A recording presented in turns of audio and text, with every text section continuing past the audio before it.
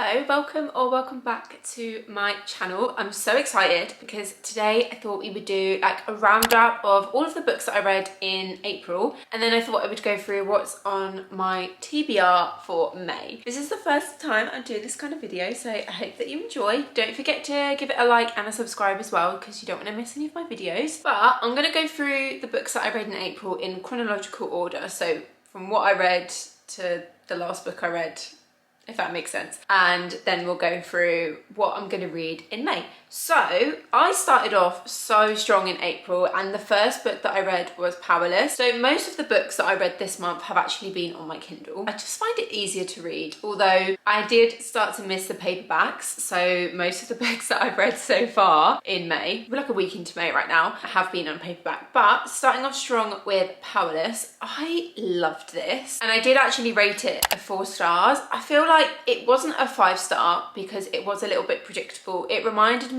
a lot of the Hunger Games in terms of the fact that it had trials and like a romance within the trials. It just really reminded me of the Hunger Games, and because of that I did find it a little bit predictable, but I still really enjoyed it. And the romance between Kai and Hayden was just adorable. Like, I absolutely loved it. I actually joined a book club specifically to read this book because I bought it, knew I wanted to read it, and I wanted to talk about it with people. So I found a book club that had it listed as like a potential April book for the month. And it was the book, so I was really excited. But yeah, we read Powerless and I absolutely loved it. After I finished Powerless, I moved on to The Assassin's Blade in the Throne of Glass series by Sarah J Maas. I did decide to start with Assassin's Blade because I read so many like conflicting arguments whether to read it third or first. But I chose first because I like to do things chronologically in order. Like, I wouldn't have wanted to go back in time after the first 2 books to read this. And I'm actually really glad that I did read Assassin's Blade first because it is the prequel, and I feel like this made me fall in love with the main character Selena so much. Like, by the end of this book I absolutely adored her. And I started reading this because after I finished reading Powerless, and I read that after I read ACOTAR, and I just wasn't ready to finish with the whole fantasy genre. So I thought, why not start a massively long book series and go with Throne of Glass? So I read Assassin's Blade and I loved it.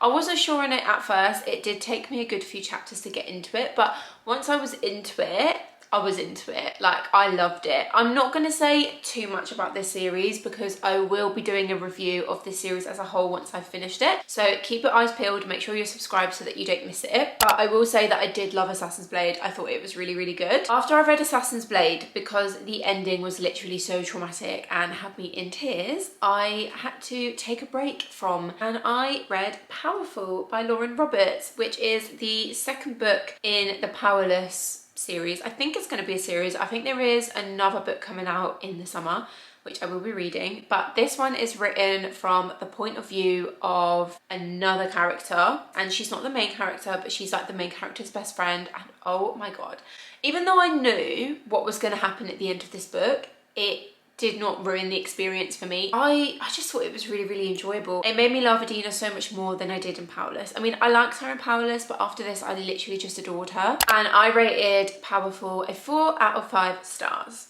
Oh, I forgot to say, I rated Assassin's Blade 4 out of 5 stars as well. So after I read Powerful, I was ready to go back to the Throne of Glass series, and I started off with Throne of Glass, obviously. I feel like, how many times am I going to say Throne of Glass? But okay, this took me a little while longer to get into. I did think it was super slow, but that was why I was so happy that I had read Assassin's Blade first, because I didn't feel I think without Assassin's Blade, I wouldn't have felt connected to Selena, and I would have just been like, this is so, you know, this is random. Like, in the Throne of Glass series, there really isn't that much romance, especially not in the first few books. I wouldn't say there's hardly any. I think I would have been bored reading this, and it wouldn't have set me up for the rest of the series enough where I would have been fully invested.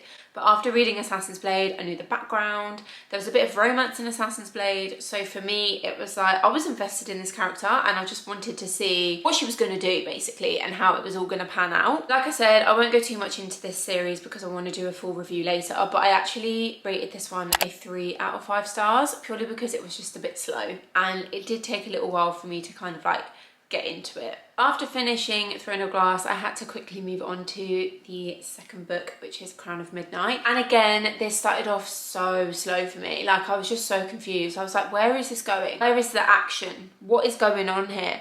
And then about halfway through, it started to really pick up. It started to feel a bit like a mystery, you know, there was things going on, there was some questions that we didn't know the answers to, and it started to get really interesting. And then the ending of this, oh my god, I just didn't see it coming. Like, I didn't see it coming. It was so good, and I just literally ran to the Kindle store to download Heir of Fire because I needed to know what happened next. 4 out of 5 stars for this one because of how slow it was at the beginning. Otherwise it would have been a 5-star with that ending. So straight away I moved on to Heir of Fire because I literally just couldn't stop the series there. Like, I just needed to go with this. And this book was a 5-star read. Like, there was so much going on. It had everything I could have wished for. We had romance, we had witches, we had dragons, we had like literally everything that a fantasy should be was in this book. Like, it was so good. It held my attention from chapter 1 all the way until the end because it was just that good. And I literally raced through this. Like, I think I read this in a few days because it was just that good. I couldn't put it down. I feel like Heir of Fire for me was where the story started to pick up and it started to get a little bit more interesting, and I started to get fully invested in the story, because before that it kind of just felt like a bit like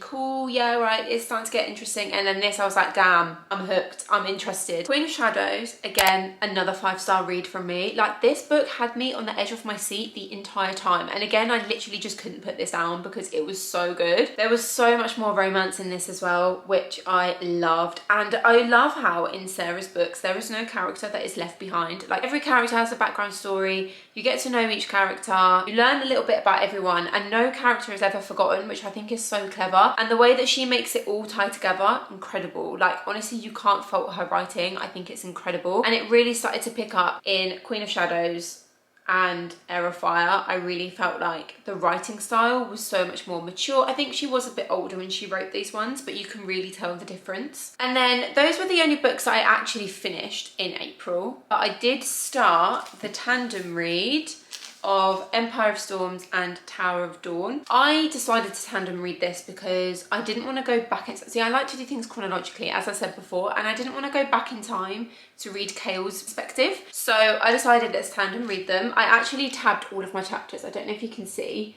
So I knew which order to read them. It took me a couple of hours to do, but it was so worth it because it's made it so much easier to follow the storyline. The only thing I would say is that, again, both of these books were so slow to start. Like, halfway through I was just thinking, do I even want to read the last book? Like, it got that bad for me. But now that I'm sort of near the end, like you can see, I only have this much left of Empire of Storms, yeah, and Tower of Dawn. It's basically the same. It's really started to pick up and it has made it so much more interesting. So I'll definitely be picking up the last book. But yeah, these two started off slow, but they have got better. I won't give them a rating yet, obviously, because I haven't finished them. Yeah, we'll figure that one out later. Another book that I started but haven't finished yet is Wild Love by Elsie Silver. This is my first book by Elsie Silver that I've ever read, and oh my god, I actually love it. Like, her writing is incredible. I'm really obsessed with this. I love the characters. Like, I fell in love with the main characters pretty much straight away. So the main characters are Rosie and Ford, and they're basically like childhood friends. Rosie moves back to her hometown after some stuff happens in the city, and she bumps into Ford, and then it's like their relationship just kind of like builds, and oh my god,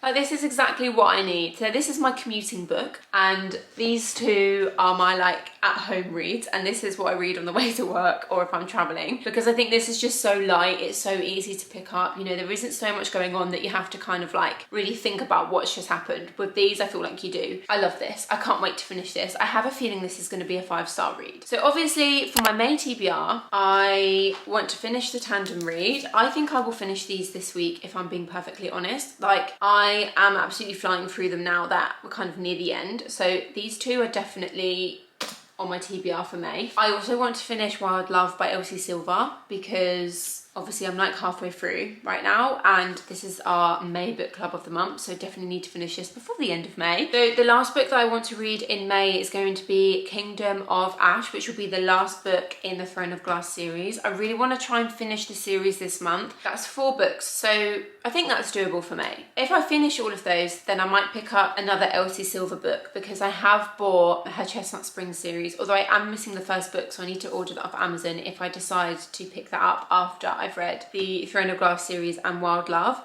But if not, I've got some other like romance books that are on my kind of like physical TBR that are just like dotted around my house, so maybe I'll pick up one of those. But yeah, that is pretty much everything for my April reads roundup and also my May TBR list. I hope that you enjoyed this video. Please drop me a like and also a subscribe, and also drop me a follow on Instagram as well, because I have started to post loads of like book stuff on there, which is really fun, and I'll leave a link to my TikTok as well and my Goodreads. So basically everything. You can never have too many book besties. But yeah, thank you so much for watching. I really appreciate all of your likes and your comments, and I will see you in the next one. Bye!